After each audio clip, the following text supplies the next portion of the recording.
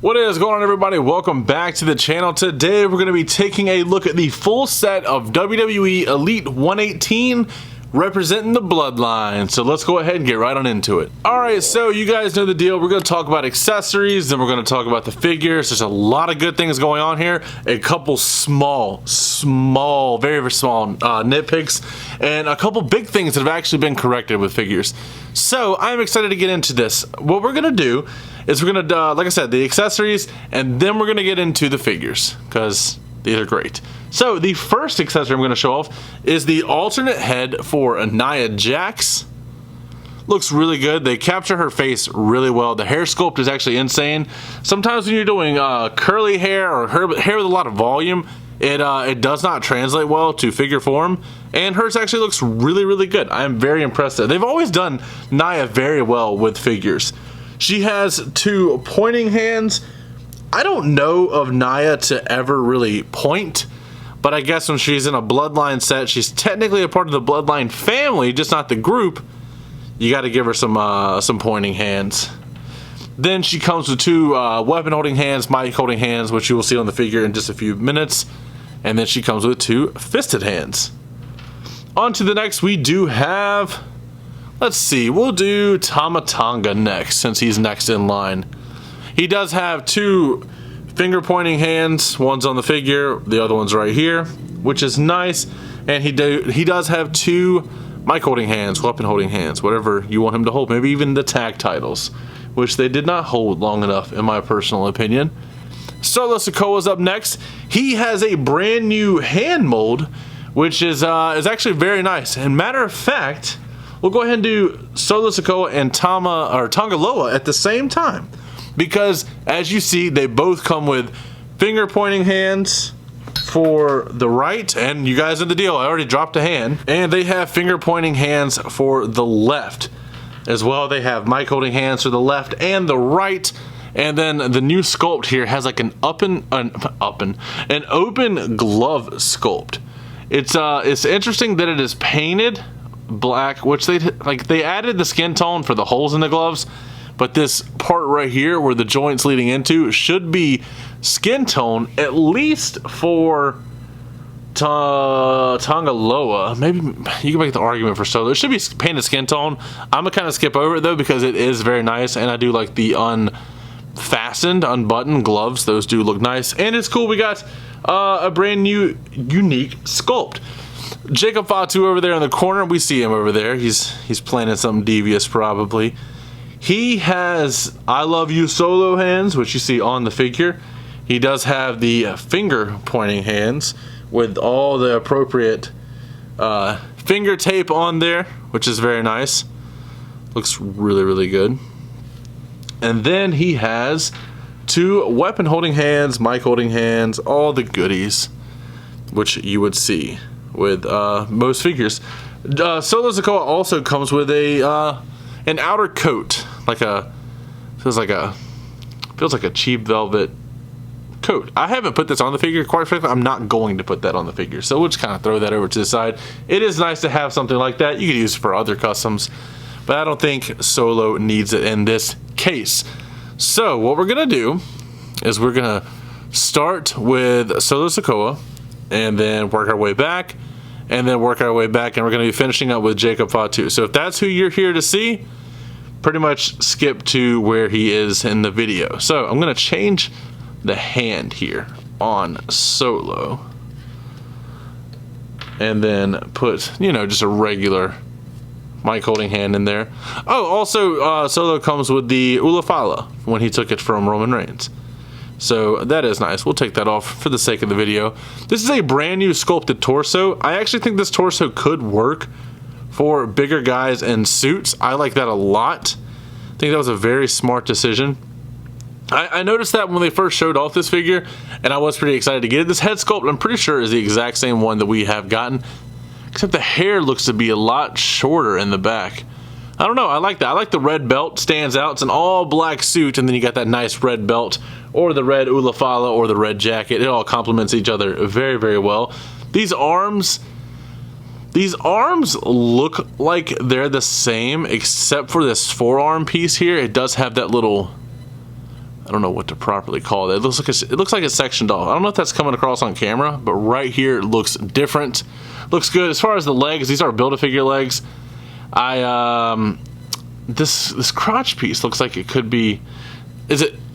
No, it's not. It's the same as the referees. Let me see if this torso you can separate. It doesn't feel like you could, even though it looks like Build-A-Figure legs. So that is nice. I like this a lot. We've seen these legs. They have a pretty decent motion for what they need to be, like especially for like announcers and referees and stuff. But those are nice. I like that. That's a really good Solo Sikoa promo attire figure. I like that a lot.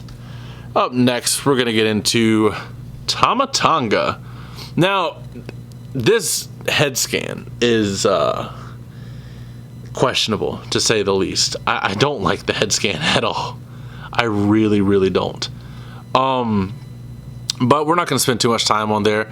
If it didn't have the 7 head, it would have it would be a really good likeness. I like that. The hair on the side looks good. The hair on the top looks good. It's kind of hard to complain about it, to be honest. I'm gonna go ahead and swap this hand too. It just looks kind of stupid with his hand just pointing straight down like that. It does have the nice shiny paint for the wrist tape here. That is a very, very good look. I like that. This rubber piece is newly sculpted for this figure. We have not seen that before. I have not taken it off yet. I know it's going to be an absolute pain to get off or to get back on. So we're going to see if we can actually just take it off and see what torso they used under there. I might not be able to pinpoint whose it is exactly, but I digress. I mean, it looks to be just a simple torso, which looks good. It's got the arm tattoo. They pack that detail in there pretty tight, which it is like in real life. I cannot pinpoint the crotch piece with the 4 buttons painted in the middle. It looks good though. The red accents really stand out. It doesn't have an elaborate gear whatsoever. It kind of looks. It always reminded me of like Seth Rollins when he first left the Shield. That's how the lines and stuff look on Tonga or Tama Tonga's figures. The boots, we've seen the boots, but they do have the new ankle pivot, which is nice. Does look good. I like this. Just the only complaint here is the head scan, and he is a little bit on the shorter side. Well, I guess Tongaloa is as well, but Tama Tonga does look very, very nice. We'll put him over there in the corner and get on to his brother Tongaloa. Tongaloa's got the crazy eyes. Looks really good. I noticed right out of the packaging, this is the updated Seth Rollins legs and kick pads, I believe. These look really good. The articulation isn't that good on this one for whatever reason. Like kicking up is fine, kicking out's a little different. So I noticed with Elite 118 right out of the packaging, all of the figures didn't have the new Mattel like hip issue where the joint would get stuck in something like that. But I'm noticing it on Tongaloa. Tama Tonga didn't have it. Solo Sikoa didn't have it, and Jacob Fatu didn't have it. When I open them out of the package, right now when they're like cooled off in the room. They might, I don't know. I do like they gave Tongaloa the bigger arms. It would have been nice to have Tama Tonga with bigger arms as well, but I understand. I'm debating on taking off you know what? Here's what I'm going to get cloth versions of these so they can be like taken off the figure and put back on. Like it's not going to look as good as the sculpted ones, but it's not the end of the world regardless.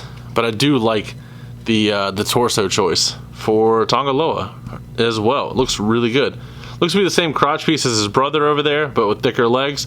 He has a little bit more going on. He's got the 3 lines down the side, 3 lines down the side there, and it looks good.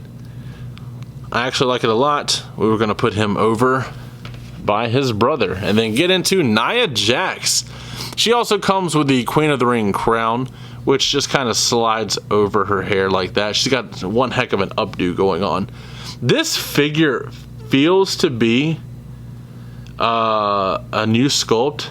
This just looking at her past elites, I'm not 1000% sure. She's had better looking figures. Her last elite that came out with, I believe, the women's tag title, there was like a purple one and a red one, I think. That figure is really good. It's perfect for her. This attire just does not do it for me. It's kind of boring. It is nice to have the head sculpt with the crown so you can recreate Queen of the Ring, which I wish Lyra would have won, but that's neither here nor there. but it does look good. She has fairly decent articulation. There's quite a bit of gappage in the crotch piece and the upper, or the hip, I guess you could say. It's a Nia Jax figure. It's nice that she was in a Bloodline set, but everybody wanted this guy right here, the Samoan werewolf, Jacob Fatu. He's got to be in the solo pose. Now, right out the gate, I wish they gave Fatu bigger arms. His arms look a little smaller for the guy himself. I believe this is a new torso. I haven't taken the shirt off. The head scan is better in person. It looked really, really bad leading up to the figure's release, but now that I've got it in hand, it doesn't look nearly as bad, I will say. But it still does have just a massive forehead, kind of like old Tama Tonga over there.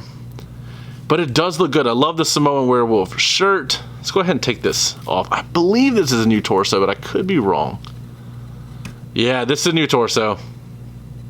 As far as the crotch piece, I'm pretty sure we've seen this before. It's just a pretty standard piece. The legs, I like the legs. It's got the pinless joints here, so he can bend fairly well. And he does not have the Mattel hip issue that has been a problem as of late. He can do all kind of kicks, all kind of posing, no hindrance there on both legs. Looks really good. I like that. I don't know if the shoes are accurate. I guess I don't really look at his boots that often, but they look fine. They got the new ankle pivot, which all the figures nowadays have. I need to see if Nia had it. I didn't yeah, she's got it because I remember having trouble getting her to stand.